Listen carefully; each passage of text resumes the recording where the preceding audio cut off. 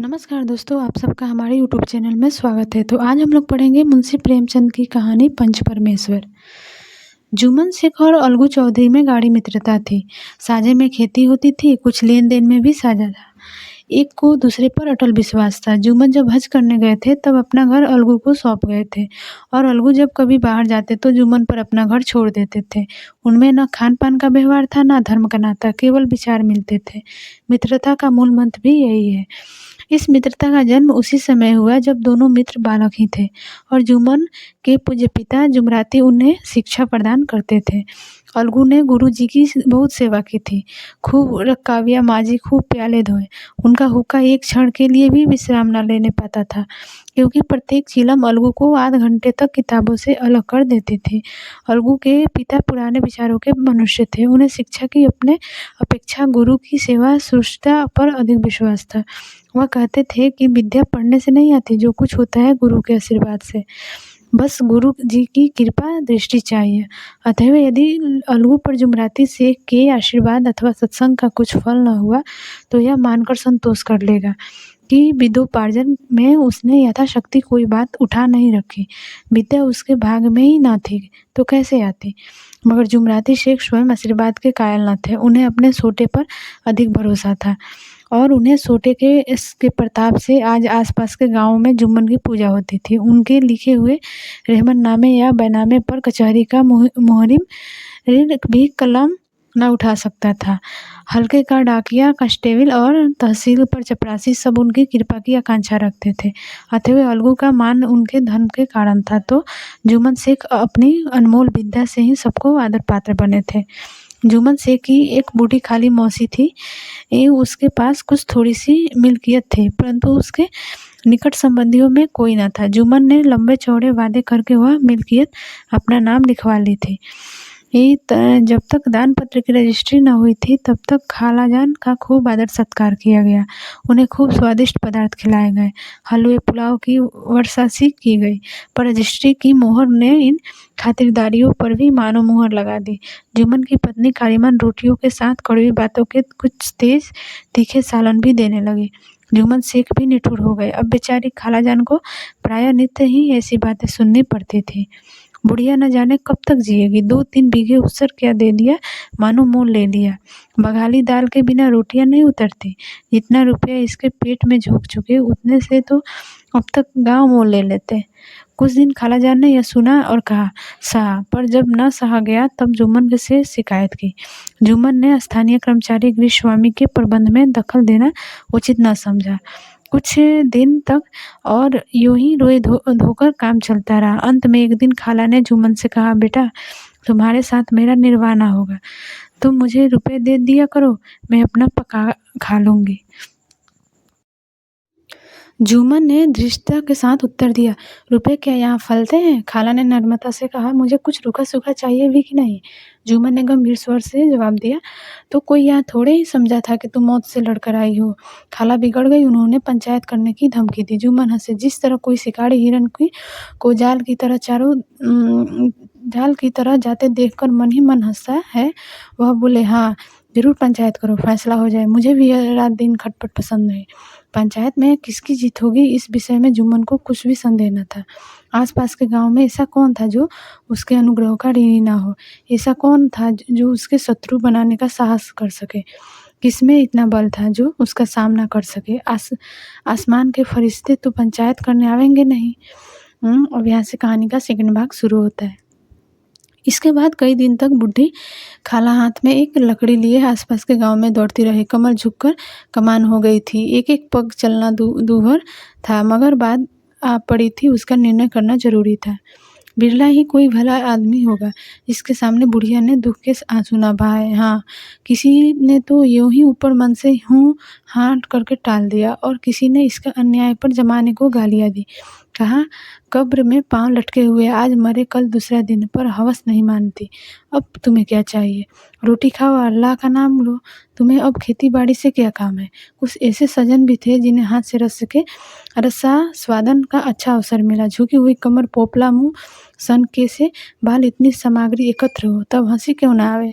ऐसे न्यायप्रिय दयालु दीन वत्सल पुरुष बहुत कम थे। जिन्होंने उस अबला के दुखड़े को गौर से सुना हो और उसको सांत्वना दी हो। चारों ओर से घूम घाम कर बेचारी अगलू चौधरी के पास आई, लाठी पटक दी और दम देकर बोली, बेटा तुम भी दम भर के लिए मेरी पंचायत में ले चले आना। अगलू, मुझे बुलाकर क्या करोगे? कई गांव के आदमी तो आवेंगे ही। खाला, अपनी विपद तो सबके आगे रो आई, अब आने ना आने का अख्तियार उनको है। अगलू, यूँ आने को आ जाऊंगा मगर पंचायत में मुंह ना खोलूंगा। खाला, क्यों बेटा? अलगू, अब इसका क्या जवाब दूँ? अपनी खुशी, जुम्मन मेरा पुराना मित्र है, उससे बिगाड़ नहीं कर सकता। खाला बेटा क्या खाला बेटा क्या बिगाड़ के डर से ईमान की बात ना कहोगे?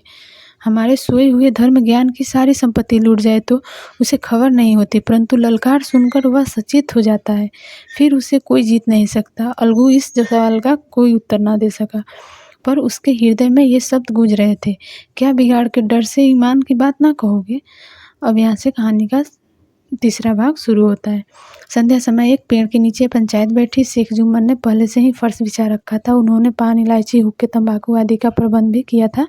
हाँ, वह स्वयं अलबत्ता अलगू चौधरी के साथ जरा दूर पर बैठे हुए थे। जब पंचायत में कोई आ जाता था तब दबे हुए सलाम के उसका स्वागत करते थे। जब सूर्य अस्त हो गया और चिड़ियों की कलरवयुक्त पंचायत पेड़ों पर बैठी, तब यहाँ भी पंचायत शुरू हुई।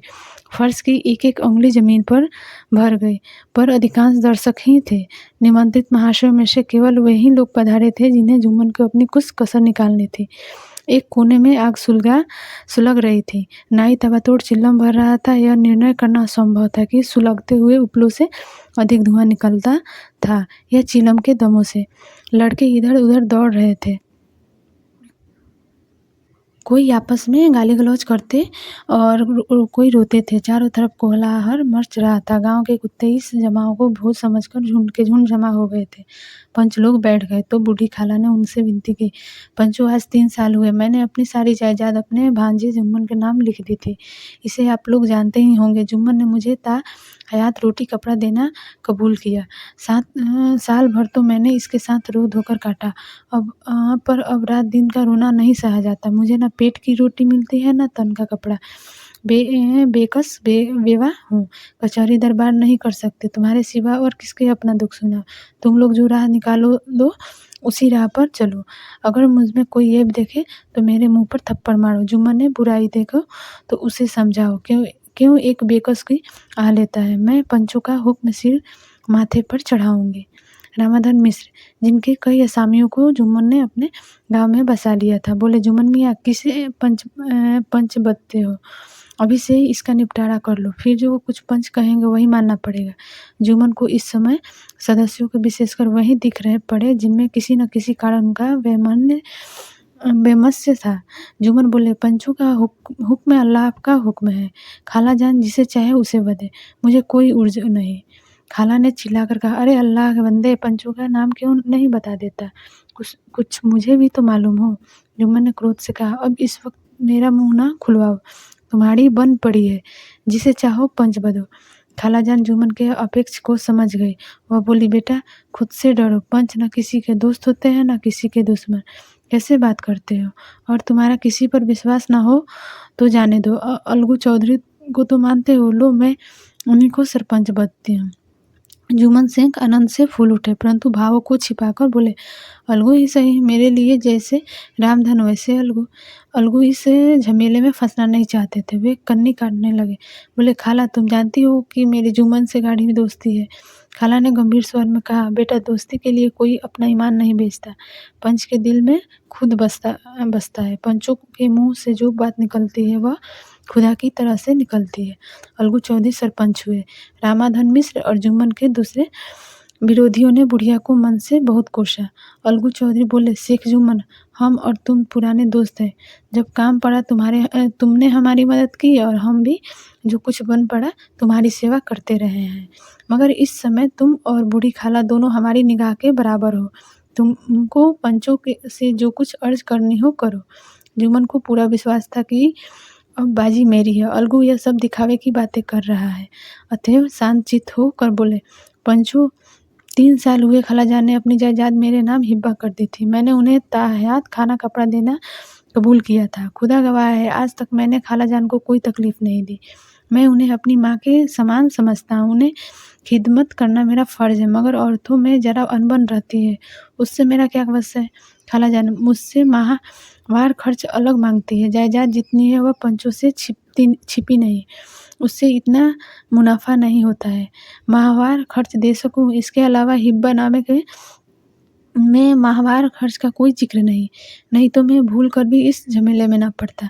बस मुझे यही कहना है, आइंदा पंचों का अख़ियात है, जो फ़ैसला चाहे करे। अलगू चौधरी को हमेशा कचहरी से काम पड़ता था, अतः वह पूरा कानूनी आदमी था। उसने जुम्मन से जिरह शुरू की। एक प्रश्न जुम्मन के हृदय पर हथौड़े की चोट की तरह पड़ता था। रामाधन मिश्र इस प्रश्नों पर मुग्ध हुए जाते थे। जुम्मन चकित थे कि अलगू को क्या हो गया। अभी यह अलगू मेरे साथ बैठा हुआ कैसी-कैसी बातें कर रहा था। इतनी देर में एक काया पलट हो गई कि मेरे जड़ खोदने पर तुला हुआ है। ना मालूम कब की कसरियाँ निकाल रहा है। क्या इतने दिनों से दोस्ती कुछ भी काम नहीं आवेगी। जुम्मन शेख तो इसी संकल्प विकल्प में पड़े हुए थे कि इतने में अलगू ने फैसला सुनाया। जुम्मन शेख, पंचों ने इस मामले पर विचार किया। उन्हें यह नीति संगत मालूम होता है कि खालाजान को माहवार खर्च दिया जाए। हमारा विचार है कि खाला की जायदाद से इतना मुनाफा अवश्य होता है कि माहवार खर्च दिया जा सके। बस यही हमारा फैसला। अगर जुम्मन को खर्च देना मंजूर न हो तो हिब्बानामा रद्द समझा जाए। यह फैसला सुनते ही जुम्मन सन्नाटे में आ गए। जो अपना मित्र हो वह शत्रु पर व्यवहार करे और गले पर छुरी फेरे, इसी समय के हेर फेर के सिवा और क्या कहे। जिस पर पूरा भरोसा था, उसने समय पड़ने पर धोखा दिया। ऐसे ही अवसरों पर झूठे सच्चे मित्रों की परीक्षा की जाती है। यही कलयुग की दोस्ती है। अगर लोग ऐसे कपटी धोखेबाज न होते तो देश में आपत्तियों पर प्रकोप क्यों होता। यह हैजा, प्लेग आदि व्याधियाँ दुष्कर्मों के ही दंड है। मगर रामधन मिश्र और अन्य पंच अलगू चौधरी की इस निर्णय पणता की प्रशंसा जी खोल कर रहे थे। वे कहते थे, इसका नाम पंचायत है। दूध का दूध और पानी का पानी कर दिया। दोस्ती दोस्ती की जगह है, किंतु धर्म का पालन करना मुख्य है। ऐसे ही सत्यवादियों के बल पर पृथ्वी ठहरी है, नहीं तो कब की रसातल को चली जाती। इस फैसले के अलगू और जुम्मन की दोस्ती की जड़ हिला दी। अब वे साथ साथ बातें करते नहीं दिखाई देते। इतना पुराना मित्र रूपी वृक्ष सत्य का एक झोंका भी न सह सका। सचमुच वह बालू की झीन जमीन पर खड़ा था। उनमें अब शिष्टाचार का अधिक व्यवहार होने लगा। एक दूसरे की आवभगत ज़्यादा करने लगे। वे मिलते जुलते थे, मगर उसी तरह जैसे तलवार से ढाल मिलती है। जुम्मन के चित्र में मित्र की कुटिलता आठों पहर खटका करती थी। उसे हर घड़ी यही चिंता रहती थी कि किसी तरह बदला लेने का अवसर मिले। कहानी का चौथा भाग प्रारंभ होता है। अच्छे कामों की सिद्धि में बड़ी देर लगती है, पर बुरे कामों की सिद्धि में यह बात नहीं होती। जुम्मन को भी बदला लेने का अवसर जल्दी मिल गया। पिछले साल अलगू चौधरी बटेसर के बैलों की एक बहुत अच्छी गोत मोल लाए थे। बैल पछाही जाति के सुंदर बड़े बड़े सींगे वाले थे। महीने तक आसपास के गांव के लोग दर्शन करते रहे। दया योग से जुम्मन की पंचायत के 1 महीने के बाद इस जोड़ी का एक बैल मर गया। जुम्मन ने दोस्तों से कहा, यह दगाबाजी की सजा है। इंसान सब्र भले ही कर जाए, पर खुदा नेक बद सब देखता है। अलगू को संदेह हुआ कि जुम्मन ने बैल को विष दिला दिया है। चौधराइन ने भी जुम्मन पर ही इस दुर्घटना का दोषारोपण किया। उसने कहा, जुम्मन ने कुछ करा दिया है। चौधराइन और करीमन ने इस विषय पर एक दिन खूब ही वाद विवाद हुआ। दोनों देवियों में ने सभ्य बाहुल्य की नदी बहा दी। व्यंग, वक्रोक्ति, अनुयुक्ति और उपमा आदि अलंकारों में बातें हुई। जुम्मन ने किसी तरह शांति स्थापित की। उन्होंने अपनी पत्नी को डांट टपक कर समझा दिया। वह उसे उस रणभूमि से हटा भी ले गए। उधर अलगू चौधरी ने समझाने बुझाने का काम अपने तर्कपूर्ण सोठे से लिया। अब अकेला बैल किस काम का। उसका जोड़ा बहुत ढूंढा पर ना मिला। निदान यह सलाह ठहरी कि ही इसे बेच डालना चाहिए। गांव में एक समझू साहू थे। वह इक्का गाड़ी हाँकते हैं। गांव के गुड़ घी लाद कर मंडी ले जाते। मंडी से तेल नमक भर लाते और गांव में बेचते। इस बैल पर उनका मन लहराया। उन्होंने सोचा, यह बैल हाथे लगे तो दिन भर में बेखटके 3 खेप हो। आजकल तो एक ही खेप लाने पड़े रहते हैं। बैल देखा, गाड़ी में दौड़ाया, बाल भौरी की पहचान कराई, मोल तोल किया और उसे लाकर द्वार पर बांध ही दिया। 1 महीने में दाम चुकाने का वादा ठाड़ा। चौधरी को भी गरज थी कि घाटे की परवाह न की। समझू साहू ने नया बैल पाया तो लगे उसे रगेदने। वह दिन में 3-4 खेपे करने लगे। न चारे की फिक्र थी, न पानी की। बस खेपों से काम था। मंडी ले गए, वहाँ कुछ सूखा भूसा सामने डाल दिया। बेचारा जानवर अभी दम भी न लेने पाया था कि फिर जोत दिया। अलगू चौधरी के घर था तो चैन की बंसी बजती थी। बलराम छठे छमाहे कभी बहली में जोते जाते थे। खूब उछलते कूदते और कोसों तक दौड़ते चले जाते थे। वहाँ बैल राम का रातिब था साफ पानी, दली हुई अरहर की दाल और भूसे के साथ खाली। और यही नहीं, कभी कभी घी का स्वाद भी चखने को मिल जाता था। शाम सवेरे एक आदमी खर हरे करता, पूछता और सहलाता था। कहा वह सुख चैन, कहाँ यह आठों पहर की खपत। महीने भर ही में वह पिस सा गया। इक्के का जुआ देखते ही उसका लहू सूख जाता था। एक एक पग चलना धुआ था। हड्डियाँ निकल आई थी, पर वह पानीदार, मार की बरसात ना थे। एक दिन चौथी खेप में साहू जी ने दूना बोझ लादा। दिन भर का थका जानवर पैर न उठते थे, पर साहू जी कोड़े फटकारने लगे। बस फिर क्या था, बैल कलेजा तोड़कर चला। कुछ दूर दौड़ा और चाहा कि जरा दम ले लूं, पर साहू जी को जल्द बहुत पहुंचने की फिक्र थी। अतएव उन्होंने कई कोड़े बड़ी निर्दयता से फटकारे। बैल ने एक बार फिर जोर लगाया। अब की बार सख्ती से जवाब दे दिया। वह धरती पर गिर पड़ा और ऐसे गिरा कि फिर न उठा। साहू जी ने उसे बहुत पीटा, टांग पकड़कर खींचा, नथनों से लकड़ी ठूस दी, पर कहीं मृतकों भी उठ सकता था। तब साहू जी को कुछ शक हुआ। उन्होंने बैलों को गौर से देखा, खोलकर अलग किया और सोचने लगे कि गाड़ी कैसे घर पहुंचे। बहुत चीखे चिल्लाए, पर देहात का रास्ता बच्चे की आंखें की तरह सांझ होते ही बंद हो जाता है। कोई नजर ना आया।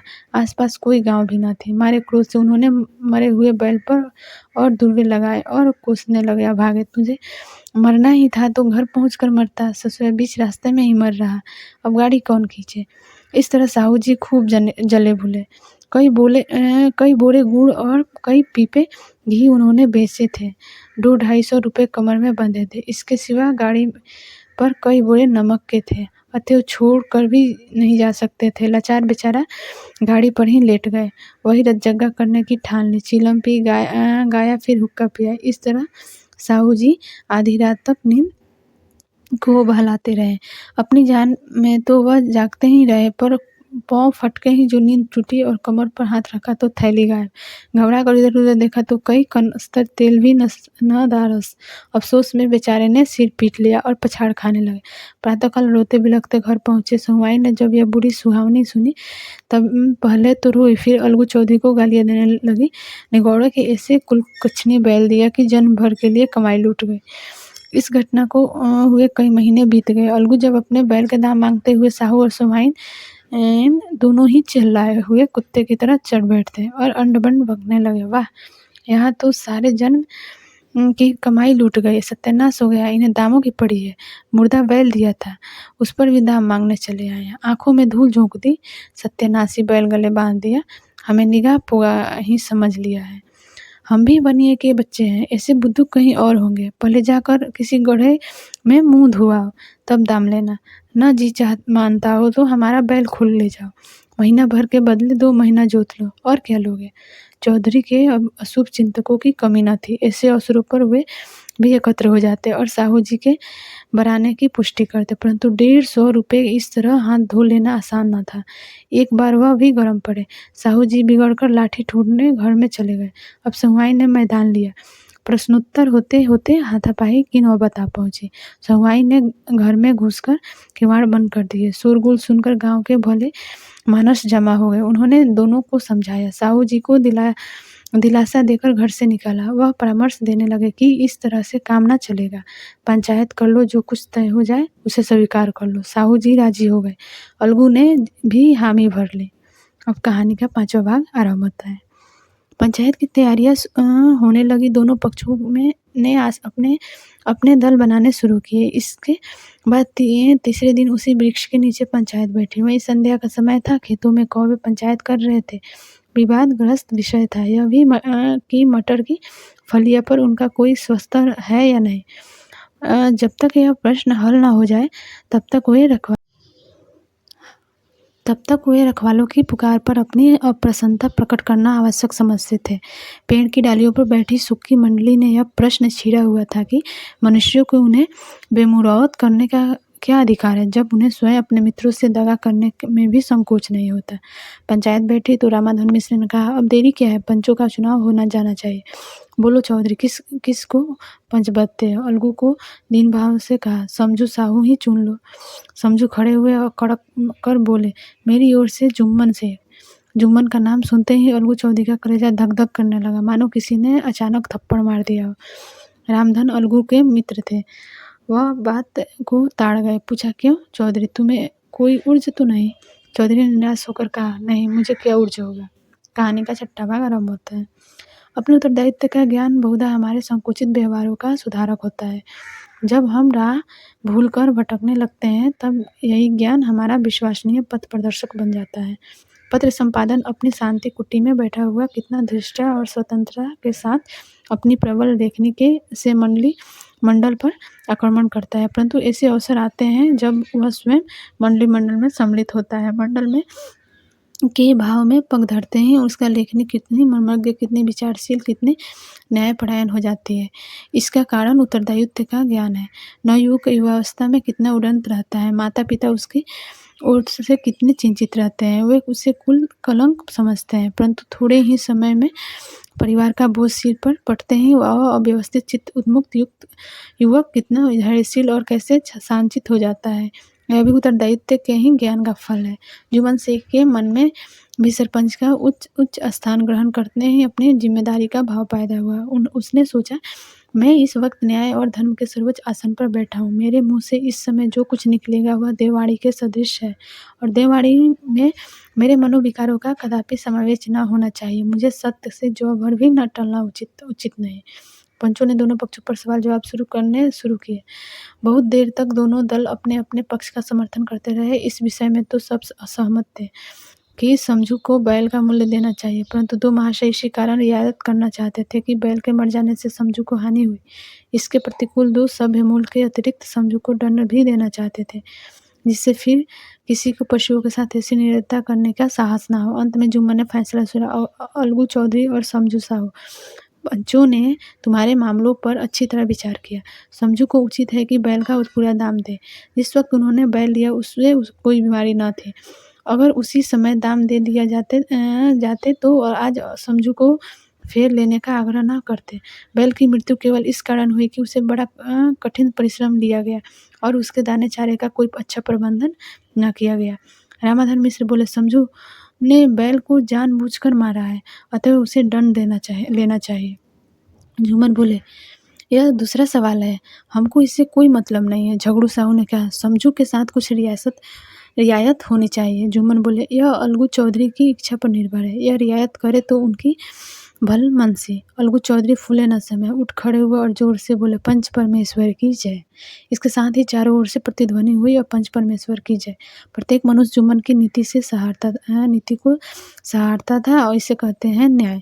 यह मनुष्य का काम नहीं, पंच में परमेश्वर वास करते हैं, यह उन्हीं की महिमा है। पंच के सामने खोटे को कौन खड़ा कह सकता है। थोड़ी देर बाद जुम्मन अगलू के पास आए और उन्हें गले लिपट कर बोले, भैया, जब से तुमने मेरी पंचायत की तब से मैं तुम्हारा प्राणघातक शत्रु बन गया था, पर आज मुझे ज्ञात हुआ कि पंच के पद पर बैठकर ना कोई किसी का दोस्त होता है ना दुश्मन। न्याय के सिवा उसे और कुछ नहीं सोचता। आज मुझे विश्वास हो गया कि पंच की जबान से खुदा बोलता है। अलगू रोने लगे। इस पर पानी से दोनों ने दिलों का मैल धुल गया। मित्रता की मुरझाई हुई लता फिर हरी हो गई। तो कहानी यहीं पर